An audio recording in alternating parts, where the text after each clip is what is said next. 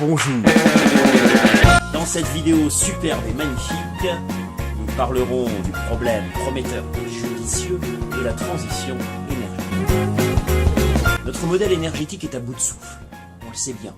On pollue, on contribue à l'effet de serre et donc au changement climatique, on produit quantité de déchets et on épuise les ressources. Bref, c'était déjà pas une très bonne solution pour les pays développés, mais ça ne le sera certainement pas pour les pays émergents qui connaissent aujourd'hui une forte croissance économique et qui vont être demain les plus gros consommateurs d'énergie.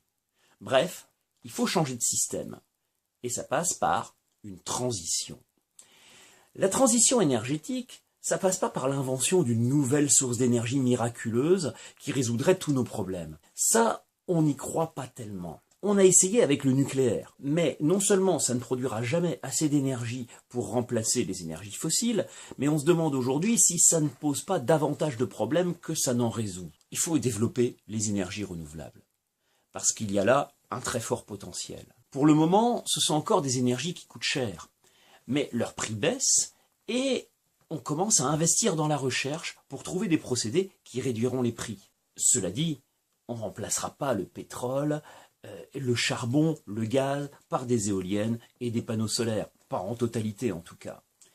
La vraie piste, c'est la réduction de notre consommation énergétique. En priorité dans les pays développés, mais aussi dans les pays émergents. L'Union européenne s'est engagée, d'ici 2030, à réduire ses émissions de CO2 de 40%, à augmenter ses économies d'énergie de 30% et ses énergies renouvelables de 27%. Alors, comment faire pour augmenter les économies d'énergie de 30% en 15 ans, comme s'y est engagée l'Union européenne? D'abord, il faut être plus sobre, c'est-à-dire adopter des pratiques moins consommatrices. Nos villes ont été organisées en fonction de l'automobile individuelle. Si on y développait les transports en commun, comme à Curitiba, au Brésil, on utiliserait moins la voiture. On pourrait aussi reconfigurer l'espace urbain pour qu'on puisse y utiliser des modes de transport doux, comme le vélo.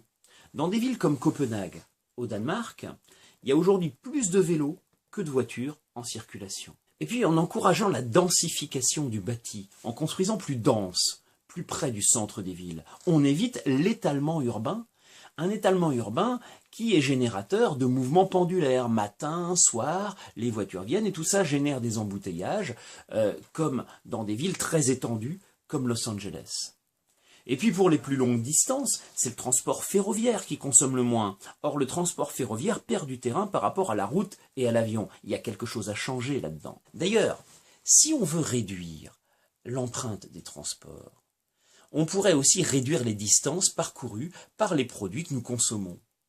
Si on veut consommer des tomates au mois de décembre, il faut les faire venir d'Andalousie, au sud de l'Espagne, ou bien du Maroc. Est-ce qu'on ne pourrait pas consommer des produits locaux, c'est-à-dire des produits de saison? La tendance aujourd'hui dans l'économie mondiale, c'est de produire là où ça coûte le moins cher. Et c'est encouragé par les institutions internationales comme l'Organisation mondiale du commerce, l'OMC. Au lieu de produire dans quelques pôles et de transporter les produits sur de longues distances comme on le fait aujourd'hui, on devrait plutôt décentraliser la production, c'est-à-dire produire pas forcément là où c'est le moins cher, produire au plus près du lieu de consommation. On appelle ça la relocalisation de l'économie. Être plus sobre, ça passe aussi par l'habitat. L'habitat, c'est 22% de la consommation de l'énergie en France, surtout à cause du chauffage de l'habitat. Eh bien, si on isolait mieux les maisons, on consommerait moins de chauffage, tout le monde y gagnerait, et ça créerait en plus des emplois parce que ça ferait des travaux à faire. Donc c'est pas seulement du développement environnemental, c'est aussi du développement social. Dans l'industrie, on peut être sobre, mais la clé dans l'industrie, c'est surtout ce qu'on appelle l'efficacité énergétique. Il faut des machines qui consomment moins et des procédés qui évitent les pertes en ligne et le gaspillage. C'est donc à chaque citoyen de faire les gestes qui permettent d'économiser l'énergie. Mais c'est aussi au pouvoir public d'encourager les entreprises et les particuliers à réduire leur consommation. Ils peuvent le faire en versant des subventions aux entreprises qui améliorent leur efficacité énergétique ou en prélevant des impôts sur la surconsommation, comme la taxe carbone par exemple. Et puis les collectivités locales peuvent aussi aménager les villes, aménager les infrastructures de transport pour qu'on utilise des moyens de transport moins consommateurs. Donc tout le monde peut faire quelque chose au travail.